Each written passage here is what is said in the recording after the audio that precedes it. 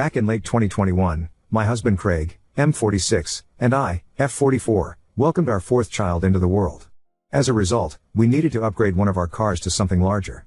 We decided to trade in my super reliable Toyota RAV4 for something bigger since I was the one who drove the kids around most often. I was open and ready to embrace minivan life and was planning to buy something reliable and safe, like a Honda or Kia. But Craig had his heart set on an SUV. In his mind, minivans were too feminine. So, against my better judgment, we ended up purchasing a used 2018 Mercedes GLS 450, mainly due to his insistence. He argued that this car would offer similar space to the Kia/Honda minivans I wanted but with added luxury. Since it was priced like a loaded Honda van, we went ahead with it. After 2 years, I can safely say we made the wrong choice. While the car does have good passenger space, it doesn't seem to have as much cargo room as those minivans. The reliability has been junk. The car has had 8 recalls during our ownership. Even when not recalled, it spends too much time at the dealership because something always seems to be broken. Some repairs have been covered under warranty, but we've still shelled out over $9,000, maintenance not included. The car hasn't even racked up that many miles.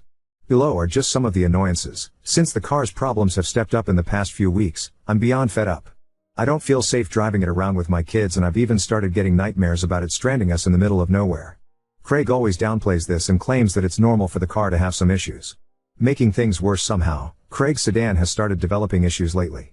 It has begun to refuse to start some mornings and will sometimes shut itself off when it comes to a stop sign or red light. On Saturday, Why? I was supposed to drive our eldest to a soccer game and then take my younger kids to the doctor's office. When I turned on the Mercedes, it sounded very rough, the engine light was on, and the temperature reading was extremely wrong. I don't bother risking it and end up Ubering with the kids. I told Craig about it that night. He listened at first, but when I suggested selling it, he cut me off and said that he wasn't getting a van just because I wanted that. It was so combative and defensive the way he said it, and because I was so tired from the day, I lashed out. We argued, it got heated, and I ended up saying your fragile masculinity is costing our family so much money. In retrospect, maybe my tone was harsh, but he was being needlessly difficult. We haven't really spoken much since then. I'll also be Ubering to work this week since I won't be touching that car. Ida? Edit, for those wondering about the car's condition, I took of it on Saturday when I started it up.